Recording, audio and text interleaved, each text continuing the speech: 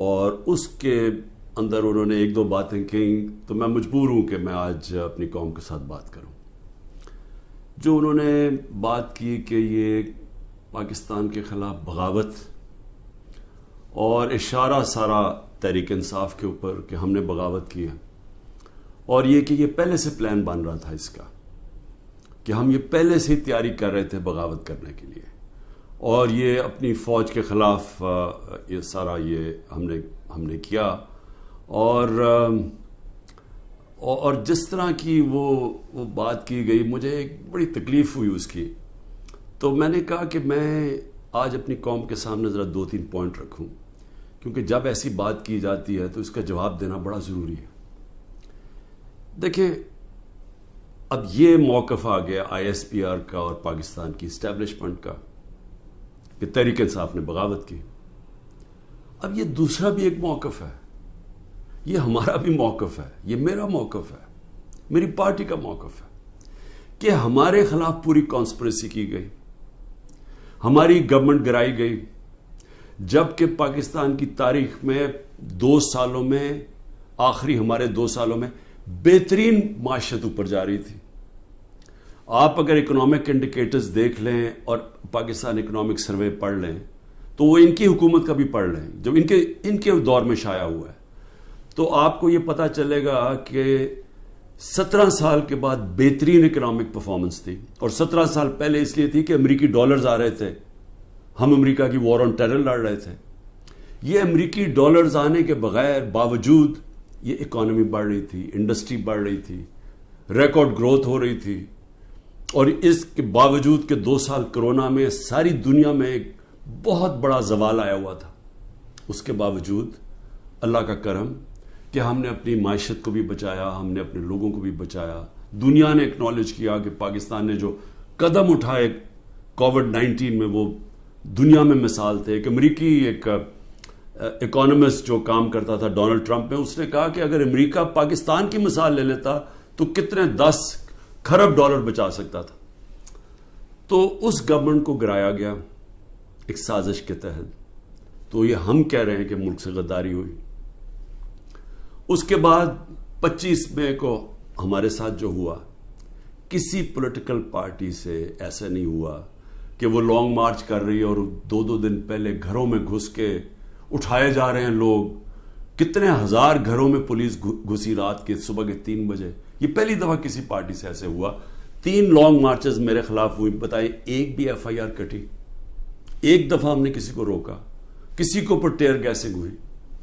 اور ہمارے اوپر پورا ایک اٹیک آیا، ہمارے بنیادی حقوق فنڈامنٹل رائٹس کی وائلیشنز ہوئی اور ہمارے اوپر ہی پرچے کٹ گئے. میں نے تب 26 کی صبح کو اپنے دھرنا کال آف کیا، کیونکہ مجھے پتا تھا انتشار کی طرف جا رہا ہے. جو پارٹی الیکشن چاہتی ہے وہ انتشار تو نہیں چاہتی. تو اس کے بعد ہمارے اوپر یہ نہیں ہوا کہ سستیاں کم ہوئی. جب ہم 30 بائی الیکشن جیت گئے 37 میں سے، باوجود اس کے کہ پوری اسٹیبلشمنٹ کی سپورٹ تھی یہ 12 جماعتوں کی، میرے اوپر قاتلانہ حملہ ہوا، مجھے قتل کرنے کی کوشش کی گئی.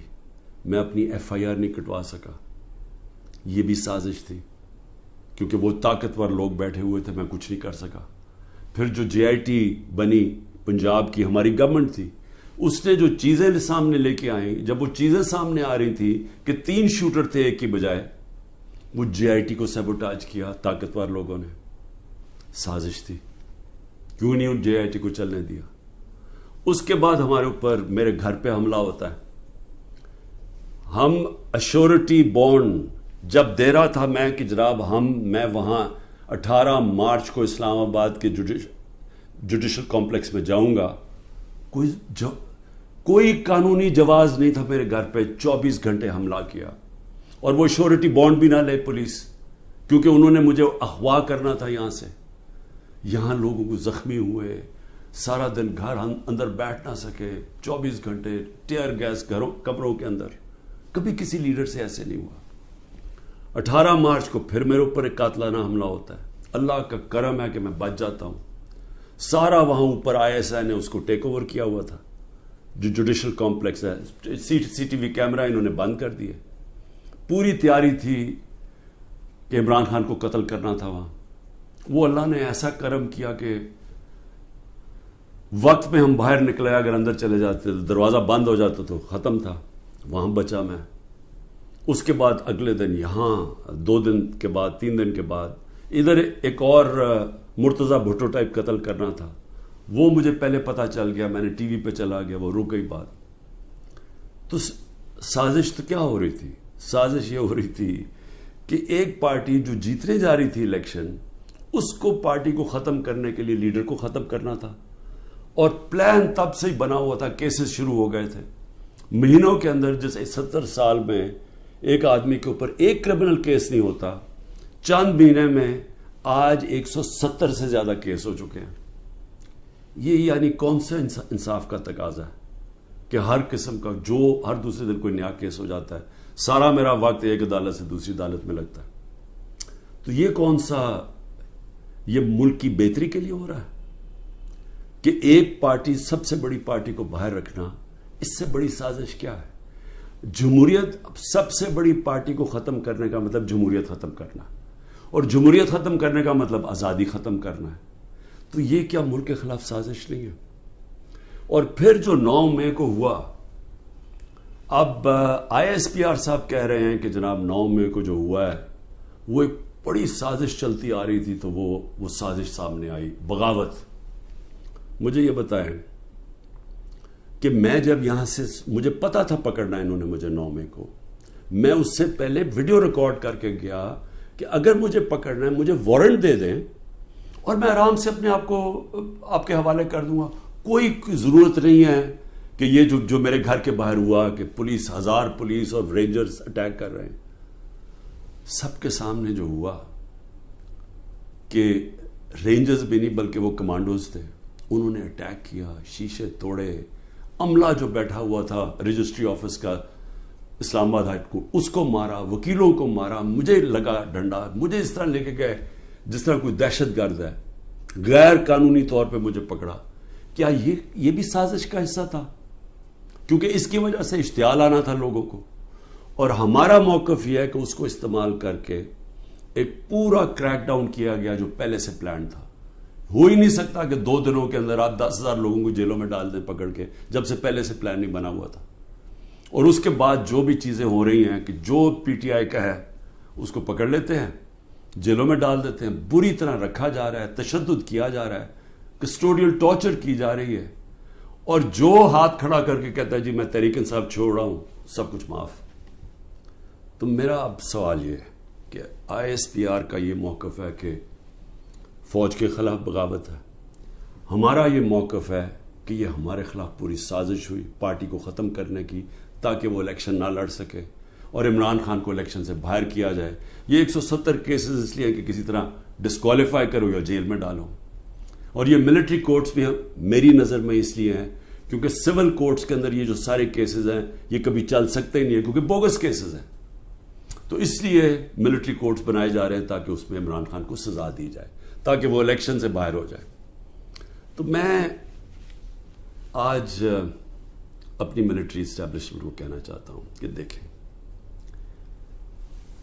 انصاف کا تقاضا تو یہ ہے کہ آئی ایس پی آر نے تو فیصلہ کر کے ہمیں دے دیا، اور جو بھی بیان آتے ہیں اسٹیبلشمنٹ سے اس سے واضح ہوتا ہے کہ ہم ہی بغاوت کر رہے ہیں، پی ٹی آئی اور عمران خان.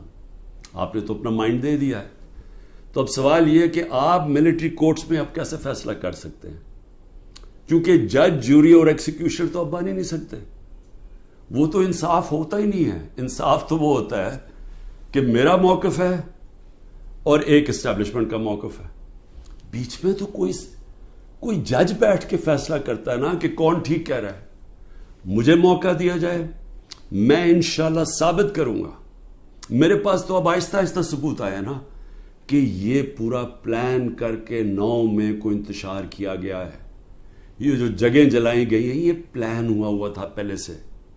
یہ جو پکڑے تھے 10,000 لوگ، یہ پہلے سے پلان بنا ہوا تھا.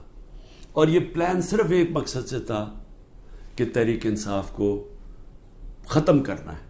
یعنی جو کاٹا ڈالا ہوا تھا، جو بار بار مجھے ہمیں اسٹیبلشمنٹ بتاتی تھی، جو میرے ابھی بھی لوگوں کو ملتی ہے، تو ہمارے جو سارے لوگوں کو ملتی ہے ان کو ایک ہی کہ جی عمران خان کے اوپر کاٹا ڈل گیا ہے، آپ کسی اور پارٹی میں چلے جائیں، پی ٹی آئی کا کوئی مستقبل نہیں ہے. پہلے تو ان کی بزنس بھی بند کرتے ہیں، گھر بھی توڑتے ہیں، سب کچھ، لیکن ساتھ پھر یہ مایوس بھی کر دیتے کہ جی عمران خان کا تو کوئی چانس ہی نہیں ہے. تو بڑے ریسپیکٹفلی میں کہنا چاہتا ہوں کہ ایک یہ عدالت میں کیس چلنا چاہیے اور اوپن ٹرائل ہونی چاہیے. میری ایک اور ریکویسٹ ہے، یہ ٹیلی وائز ہونی چاہیے ٹرائل، کیونکہ ایک ملک کے خلاف اگر بغاوت ہے تو یہ کوئی چھوٹی چیز نہیں ہے، تو یہ چھپا کے نہیں ہونی چاہیے، پبلک میں ہونی چاہیے. سارے جو آپ کہتے ہیں کہ آپ کے پاس ثبوت ہیں، آپ لے کے آئیں. جو میرے پاس ثبوت ہے وہ ہم لے کے آتے ہیں، قوم کے سامنے رکھیں. کیونکہ اگر اپنی فوج کے خلاف کوئی بغاوت کرتا ہے اس کو سزا ملنی چاہیے. میری طرح کا آدمی جو فیصلہ ساری باہر 20 سال باہر کمائی کی، سب کچھ بیچ کے آج میرا پاکستان میں، میرا ایک پیسہ پاکستان سے باہر نہیں ہے. تو مجھے اگر غدار کہا جا رہا ہے تو مجھے موقع ملنا چاہیے اپنے آپ کو بے قصور ثابت کرنے کا پبلکلی. اور دوسری طرف جن لوگوں کو آج اوپر بٹھایا گیا ہے، جو سارے آج دبئی بیٹھے ہیں، پاکستان کے فیصلے دبئی میں ہو رہے ہیں. مجھے یہ آج بتا دیں کہ کبھی سنا ہے نریندر مودی جا کے کسی اور ملک کے اندر اپنے وزیروں کو بٹھا کے فیصلے کر رہا ہے؟ کبھی سنا ہے کہ برطانیہ کا پرائم منسٹر جا کے یورپ میں بیٹھا ہوا یا یورپین پرائم منسٹر کہیں اور جا کے کر رہے ہیں؟ کبھی دنیا میں سنا ہی ہے؟ یہ ملک سے مذاق کیا ہو رہا ہے کہ جن لوگوں کا سٹیک ہی پاکستان میں نہیں ہے، ان کی دبئی میں بڑی بڑی پراپرٹیز ہیں، لندن میں بڑی پراپرٹیز ہیں. اور یہ مجھے کس نے بتایا ہے؟ یہ ہماری ISI نے ہمیں بتایا ہے. یہ نیب کے جو پہلے چیئرمین تھے جنرل امجد، انہوں نے مجھے آج سے 20 سال پہلے 23 سال پہلے پوری بریفنگ دی کہ ان کی کتنی پراپرٹیز ہیں ملک سے باہر. یہ سارا وقت ہمیں کدھر سے انفارمیشن آتی تھی؟ کیونکہ ISI کے پاس انفارمیشن ہوتی تھی، ادھر سے ہمیں انفارمیشن ملتی تھی کہ ان کی کتنی پراپرٹیز باہر ہیں، انہوں نے کتنا پیسہ کیا، فلانی ڈیل سے کتنا پیسہ کمایا. وہ لوگ جو آج اربوں ڈالر کی باہر پراپرٹیز لے کے بیٹھے ہیں، جن لوگوں میں ایک کہتا ہے کہ نواز شریف کہتا ہے کہ ہندوستان کو کہ جی یہ پاکستانی فوج دہشت گردی کر رہی ہے ڈان لیکس میں، دوسری طرف واسف زرداری جا کے کہتا ہے امریکنوں کو کہ جی ایڈمرل منل کو، وہ حسین حقانی اس کا ایمبیسڈر کہتا ہے کہ ہمیں بچا لو پاکستانی فوج سے، امریکنوں کو کہتا ہے. وہ ٹھیک ہیں جن کے اربوں ڈالر باہر پڑے ہیں اور جو آج سارے مل کے، یعنی پاکستان میں انہیں کوئی جگہ نہیں ملی میٹنگ کے لیے، وہ باہر بیٹھے ہوئے سارے. اور عمران خان جو سب کچھ اپنا چھوڑ کے بیچ کے آج پاکستان ہے، وہ غدار بن گئے. مجھے یہ بتائیں، میں پرائم منسٹر 3.5 سال تھا، مجھے ایک بتائیں میں نے نجی دورہ کیا ہو، پرائیویٹ وزٹ کی ہو. میرے بچے انگلینڈ میں تھے، 2 دفعہ مجھے برطانیہ کے پرائم منسٹر نے آفر کی کہ لندن آؤ. میں کیوں نہیں گیا؟ کیونکہ میں جب کوئی باہر کا دورہ کرتا تھا پہلے میں دیکھتا تھا میرے ملک کو اس کا کیا فائدہ ہے. کیونکہ جب ایک پرائم منسٹر باہر دورہ کرتا ہے، پاکستان کے ڈالر خرچ ہوتے ہیں، ہمارا پیسہ خرچ ہوتا ہے، ہمارا مقروض ملک ہے. میں تو اپنے بچے تک نہیں گیا. نواز شریف 22 دفعہ نجی دورے کیے اس نے لندن کے جب وہ پرائم منسٹر تھا. آصف زرداری 50 دفعہ دبئی گیا جب وہ پریزیڈنٹ تھا، اور ملکوں کے علاوہ. تو آج مجھے تکلیف یہ ہے کہ یہ جو لوگ اوپر مسلط کیے ہیں، جو دبئی بیٹھ کے پاکستان کے فیصلے کر رہے ہیں، یہ محب وطن ہیں، اور میں اور میری جماعت ان کو غدار کہا جا رہا ہے.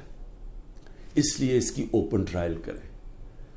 یہ بیٹھے اس کو ٹی وی کے اوپر یہ ٹرائل آئے، مجھے موقع ملے بتانے کا قوم کو کہ ہمارے سے ہوا کیا کیا ہے، میرے سے کس طرح غداری کی گئی ہے، کس طرح میرے سے جھوٹ بولے گئے ہیں، کس طرح کمر میں چاقو مارا گیا ہے، اور آج پاکستان کو گھٹنے پہ پہنچا دیا ہے. آج ہم معاشی طور پہ بھی اس جگہ پہ پہنچ گئے ہیں کہ نریندر مودی کہتا ہے کہ اس کو پاکستان کو چھوڑ دو، یہ اپنے بوجھ میں ہی کر رہا ہے. آج یہ سٹیٹمنٹ آئی ہے، 14 مہینے پہلے اس طرح کی کسی کوئی سٹیٹمنٹ آئی تھی؟ ذرا صرف دیکھ لیں کہ پاکستان کا وقار کدھر تھا اور آج کدھر ہے پاکستان. جتنی انہوں نے خدمت کی امریکہ کی، یہ فورن منسٹر نے اچھی اچھی انگریزی بول کے اور پتہ نہیں اربوں روپے کے دورے کر کے، اور اوپر سے شہباز شریف سارا وقت دورے کر رہا ہے باہر. جو جوائنٹ سٹیٹمنٹ آئی امریکہ کی اور ہندوستان کی نریندر مودی کے دورے پہ، ہمیں ہماری خطرے کی گھنٹی بجنی چاہیے. کبھی بائی لیٹرل میٹنگ میں وہ تیسرے ملک کو برا بھلا نہیں کہتے. انہوں نے نام لے کے کہا کہ پاکستانی دہشت گردی کر رہا ہے. مطلب یہ کہ کشمیر کی جو ساری وہ جو بیچارے اتنی دیر سے اپنی آزادی کی جنگ لڑ رہے ہیں، وہ پاکستان دہشت گردی کر کے لڑ رہا ہے. وہ آزادی کی جنگ نہیں ہے. یہ اتنا برا ہمارے اوپر انہوں نے، جو اب میں کیا کہوں کہ جس طرح کا انہوں نے پاکستان کے اوپر تماچا مارا ہے، اور یہاں سے کوئی جواب نہیں آئے گا کیونکہ ان کے پیسے باہر پڑے ہیں اور ان کو پتہ ہے ان کے پیسے باہر پڑے ہیں. یہ کبھی نہیں بولیں گے. لیکن مجھے اس سے زیادہ خطرہ ہے، اور میں اس لیے بھی اپنی اسٹیبلشمنٹ کو پیغام دینا چاہتا ہوں کہ دیکھیں، میں ایک تاریخ کا طالب علم ہوں. یہ جو انڈیا کا اور اب امریکہ کا جو جوائنٹ ڈیکلریشن آئی ہے اور جو سمجھوتا ہوا ہے ڈیفنس میں، نیوکلیئر میں، آرٹیفیشل انٹیلیجنس ٹیکنالوجی میں، یہ اب پاکستان میں بہت آگے ہمارے معاشی حالات بالکل ہی جدھر پہنچ گئے ہیں. اس سے ایک امبیلنس پیدا ہو گیا ہے. آج ہندوستان جس طرح نریندر مودی نے تکبر میں باتیں کی ہیں، آج وہ ہمارے سے اپنے آپ کو بہت طاقتور اب سمجھتے ہیں. اور جب انہوں نے کہا نا کہ اپنے بوجھ میں گر رہا ہے، وہ اپنے بوجھ میں گرنے نہیں دیں گے، وہ گرائیں گے. ہمیشہ جنگیں تب لڑی جاتی ہیں جب ایک فریق سمجھتا ہے کہ وہ دوسرے سے بہت زیادہ طاقتور ہے. روس جب یوکرین میں گیا تو یوکرین کا نیوکلیئر پروگرام ختم ہو چکا تھا اور روس سمجھتا تھا ان سے بہت بڑا طاقتور ہے. امریکہ عراق میں اور افغانستان میں اس لیے گیا کہ وہ بہت طاقتور تھا ان سے. تو جب ہندوستان یہ سمجھنا شروع ہو گیا کہ وہ پاکستان سے بڑا طاقتور ہے، ہماری خطرے کی گھنٹی بجنی چاہیے. ملک کو متحد ہونا چاہیے. ملک کو آزاد رکھنے کے لیے قوم کو اکٹھا ہونا چاہیے. یہ نہیں ہونا چاہیے کہ ملک کی اسٹیبلشمنٹ ملک کی سب سے بڑی پارٹی کو ختم کرنے کی کوشش کرے. اس کا مطلب جو ملک کی اکثریت عوام ہے، جو ایک پارٹی کے ساتھ کھڑی ہے، اس کو اپنے خلاف کر لے. یہ ملک کو نقصان ہے. ہماری پھر سے اکانومی بیٹھ چکی ہے. ان کے پاس کوئی حل نہیں ہے. جو جس طرف ہم جا رہے ہیں، جو یہ کوشش کرنے جا رہے ہیں کہ کھچڑی پک جائے پولیٹیکل انجینئرنگ سے، وہ اور ملک کمزور ہونے والا ہے. میں اس لیے پھر سے کہتا ہوں کہ آخر میں اپنے جو فیصلہ کرنے والے لوگ ہیں، جو طاقتور لوگ ہیں، اس وقت پاکستان کو ایک ہی راستہ ہے، صاف اور شفاف الیکشن. لوگوں کو امید صرف تب آئے گی. امید ختم ہو چکی ہے. نوجوان جو چھوڑ کے ملک کو جا رہے ہیں، پروفیشنلز جو ملک کو چھوڑ کے جا رہے ہیں، جو غریب لوگ کشتیوں میں ڈوب رہے ہیں باہر ملک سے نکلنے کے لیے، ان کو امید چاہیے. اور کسی چیز سے امید نہیں آنے لگی سوائے ایک چیز سے، صاف اور شفاف الیکشن. پاکستان پائیں